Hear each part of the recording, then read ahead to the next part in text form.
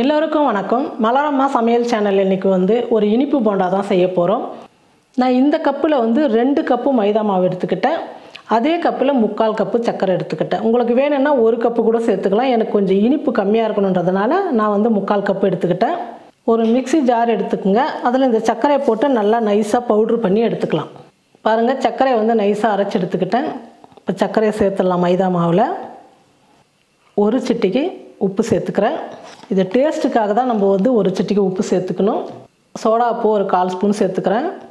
ஏலக்காய் பொடி ஒரு 1/2 ஸ்பூன் சேர்த்துக்கிறேன். பாருங்கள், மைதா மாவு, சர்க்கரை, ஏலக்காய், உப்பு, சோடா உப்பு எல்லாமே சேர்த்துட்டேன். இப்போ சேர்த்ததுக்கப்புறம் நல்லா கலந்து விட்டுடலாம். நம்ம தண்ணி ஊற்றி மாவு பேசுறதுக்கு முன்னே இது எல்லாம் ஒன்றா மிக்ஸ் பண்ணிடணும். இப்போ மாவெல்லாம் நல்லா கலந்து விட்டுட்டேன்.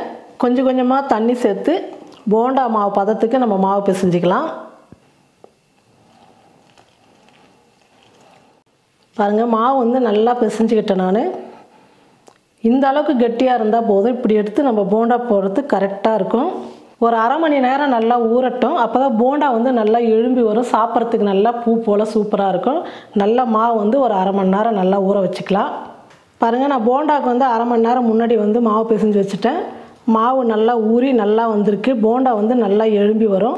இந்த அளவுக்கு கெட்டியாக இருந்தால் போதும் நம்ம எடுத்து எண்ணெயில் போடுறதுக்கு. எண்ணெய் நல்லா காஞ்சிடுச்சு. இப்போ நம்ம போண்டா போட்டுக்கலாம். பாருங்கள், ஒரு பக்கம் போண்டா நல்லா வெந்துடுச்சு. இப்போ நம்ம திருப்பி போட்டுக்கலாம். போண்டா நல்லா வெந்து கலர் வரணும். அந்த அளவுக்கு நல்லா வேகட்டுன்னு நம்ம போண்டா எடுக்கணும். பாருங்கள், நல்லா சூப்பராக குண்டு குண்டாக நல்லா எழும்பிருக்கு பாருங்கள். அதனால தான் நம்ம மாவு ஒரு அரை மணி நேரம் போண்டா செய்யறதுக்கு முன்னாடி நம்ம கரைச்சி வச்சுக்கணும். அப்போ தான் போண்டா நல்லா வரும். பாருங்கள், போண்டா நல்லா வெந்துடுச்சு. நம்ம இப்போ எடுத்துக்கலாம். இந்த மாதிரி நல்லா கலர் மாறி வரணும். அப்போ தான் போண்டா நல்லா வெந்திருக்கும். பாருங்கள், சூப்பராக மைதா மாவு இனிப்பு போண்டா செஞ்சுட்டோம். ரொம்ப நல்லாயிருக்கும் சாப்பிட்றதுக்கு. சூடாக சாப்பிடும் போது நல்லா பஞ்சு மாதிரி அவ்வளோ நல்லாயிருக்கும். எவ்வளோ நல்லா வந்திருக்கு பாருங்கள். நீங்களும் உங்கள் வீட்டில் இந்த மாதிரி மைதா மாவு போண்டா செஞ்சு பார்த்துட்டு எப்படி இருக்குன்னு சொல்லிட்டு மறக்காமல் கமெண்ட் பண்ணுங்கள், ஷேர் பண்ணுங்கள். நன்றி.